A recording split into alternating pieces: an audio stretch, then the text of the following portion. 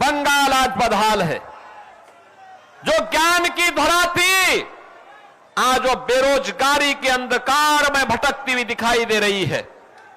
अन्नदाता किसान बदहाल है, उद्योग बंद हो रहे हैं। पिछले 10 वर्ष के अंदर 7,000 से अधिक बड़े उद्योग बंगाल के बंद हुए हैं। हजारों एमएसएमई यूनिट बंद हो गई है। 30 लाख से अधिक नौजवान यहां बेरोजगार हुआ है। लेकिन टीएमसी है और वो ममता दीदी है कि किसी की सुनने वाली नहीं है। उनके कानों में जू नहीं रेंग रहा है। बुआ भतीजे दोनों बंगाल को पूरी तरह यहां के अस्तित्व को समाप्त करना चाहते हैं। आपने देखा होगा कोलकाता का मेयर क्या बोलता है, कहता उर्दू चलेगी यहां उर्दू। और हम तो आज कहने के लिए आए हैं बंगाली अस्मिता के साथ कोई माई का लाल खिलवाड़ नहीं कर सकता है, कोई खिलवाड़ नहीं कर सकता है। और इसके लिए जो आज कहते हैं जो लोग टीएमसी के लोग बंगाली अस्मिता के साथ खिलवाड़ कर रहे हैं, उनको बताने की आवश्यकता है कि बंगाल की पहचान काबा से नहीं है। बंगाल की पहचान तो मां काली बाड़ी से है, मां काली बाड़ी से। यहां की पहचान वही उसी से है। बहनों और भाइयों, आप मुझे बताइए क्या हो रहा है बंगाल में। धड़ल्ले से गौहत्या होती है।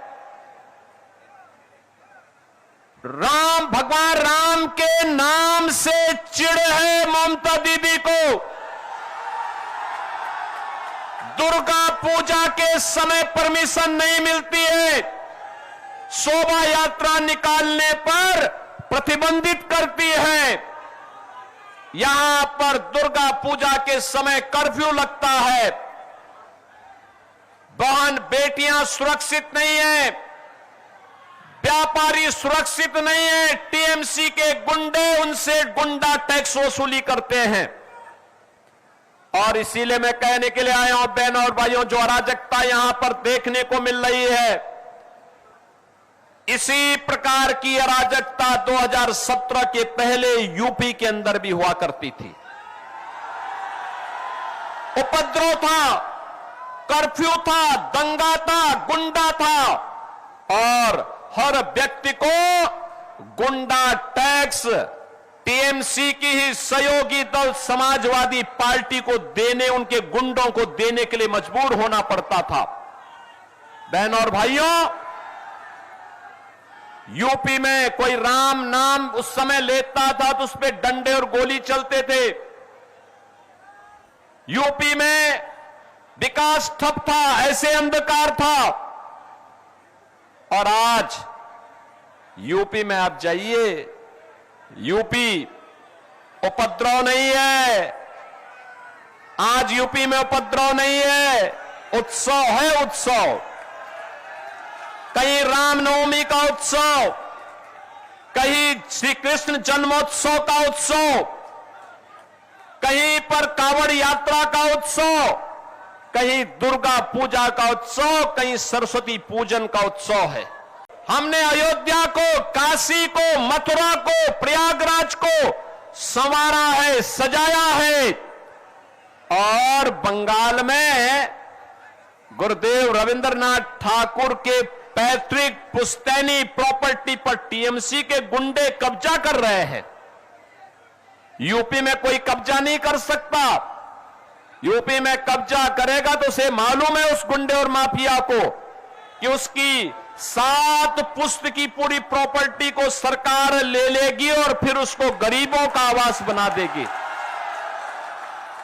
और इसीलिए बहनों और भाइयों, मैं आप सबसे कहने के लिए आया हूं, आज आपके पास अवसर है।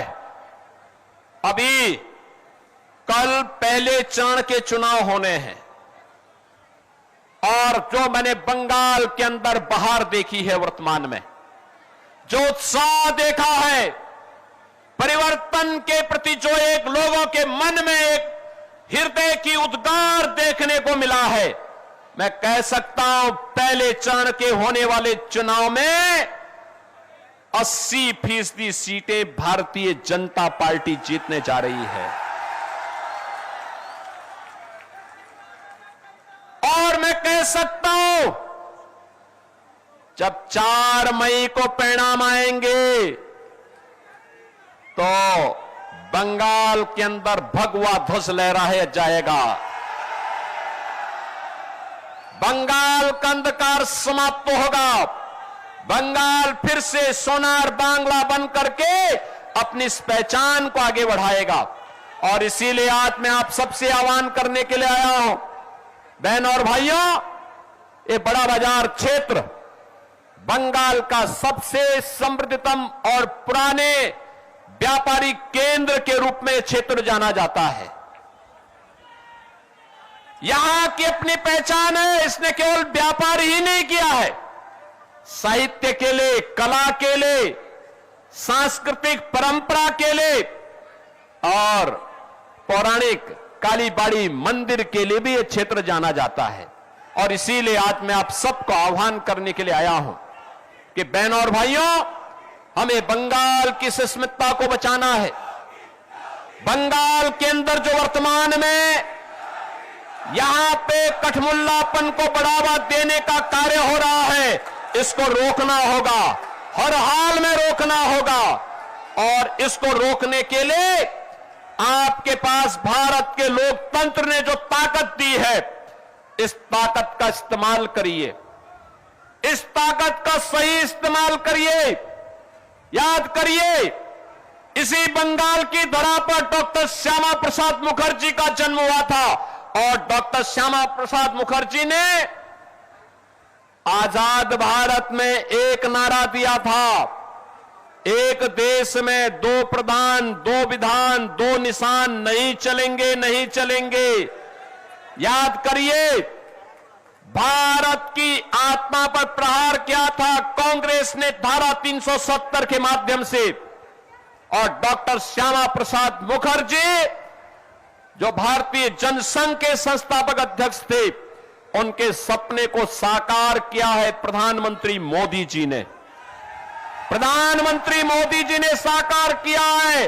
कश्मीर में धारा 370 समाप्त हुई है और आज कश्मीर भारत के अभिन्न हिस्सा बन करके भारत का संविधान, बाबा साहब भीमराव अंबेडकर के द्वारा बनाया गया संविधान कश्मीर में भी बराबर लागू हो रहा है।